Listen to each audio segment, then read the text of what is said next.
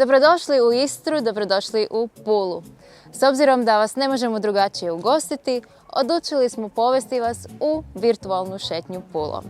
Pula je multikulturalan grad, a pojačano je multikulturalan od travnja do listopada. Pulske studente okuplja sveučilište Jurija Dobrile u Puli, koje se sastoji od 9 fakulteta. Među tima je i naša muzička akademija, koja je zapravo jedinstvena jer jedina u Hrvatskoj nudi studij klasične harmonike. Uz to, naši studenti mogu studirati solo pjevanje, klavir i glazbenu pedagogiju.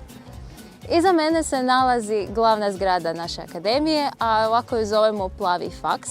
I na Plavom faksu uglavnom budu glazbeni pedagozi, a onda nam se povremeno pridruže i instrumentalisti kad imamo grupne teoretske predmete.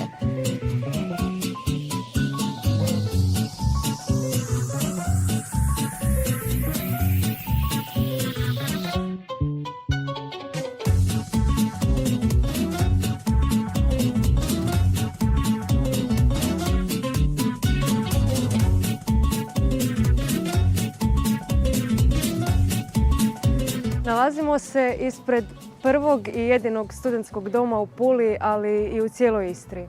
Dom je sagrađen i otvoren 2015. godine, a nudi smještaj za 136 studenata u 70 soba koje su na visokoj opremljenosti. Osim soba za studente je na raspolaganju i informatička soba i multifunkcionalna dvorana za sastanke, konferencije, prezentacije i sportske aktivnosti.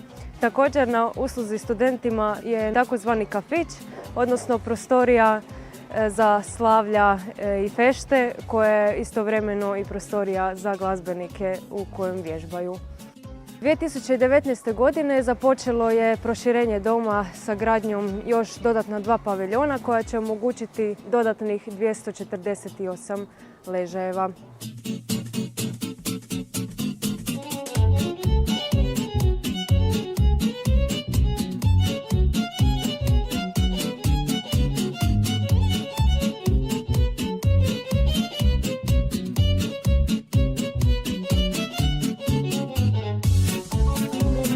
Ovo su Zlatna vrata, jedna od najpoznatijih znamenitosti u Puli. Također nose nazivi slavoluk Sergijevaca po sestri i braći Sergijevci, staroj rimskoj obitelji koja je živjela ovdje u Puli. Na samim vratima isklesana su njihova imena i također se nalazi reljef ratne kočije s konjima. Ono što je zanimljivo za Zlatna vrata je to da ju je crtežom ovjekovječio slavni Michelangelo, čiji se crteži danas nalazi u muzeju u Francuskoj.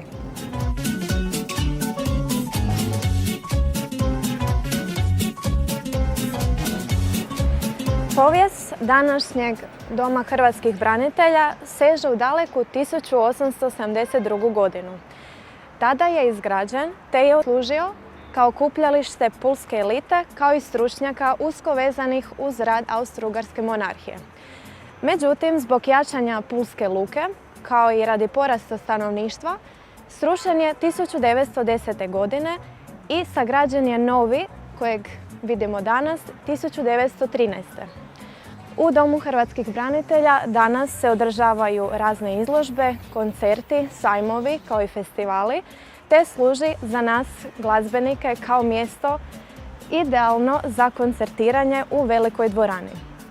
Od 2016. godine postao je također drugi dom za nas studente koji studiramo klavir, harmoniku ili solo pjevanje, te su nam omogućili u prostorima vježbanje kao i praćenje nastave.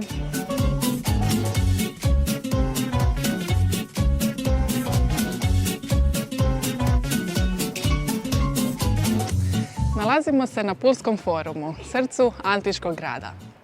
Na forumu u doba Rimljana nalazile su se sve gradske funkcije, vjerske, sudske, upravne i gospodarske. Nalazila su se 2 bočna hrama i jedan središnji.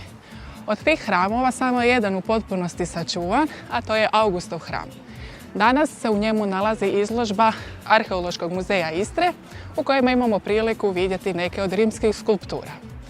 Danas se na Pulskom forumu događaju razna društvena događanja, ponajviše trgovački i ugostiteljski obrti, te razni drugi stambeni prostori koji nisu uvijek bili takvi, oni su se kasnije stoljećima nadograđivali.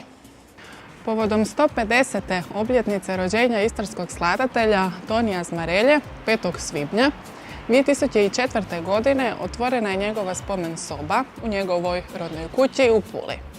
U prostoru posjetitelj se može upoznati sa gradom, dokumentacijom i slikama iz rada i života glazbenika.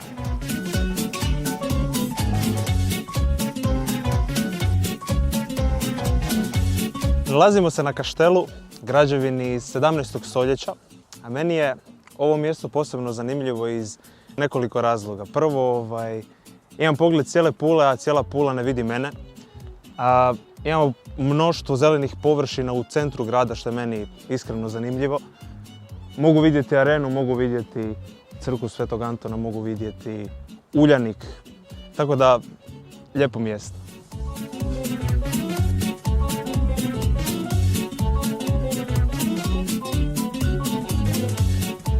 I znate kako kažu, svi mali putovi vode u malo rimsko kazalište. Ovo rimsko kazalište je iz 1. stoljeća poslije Krista. Tako da je još jedna zanimljivost baš pored kaštela kad se spustimo s ovog brda.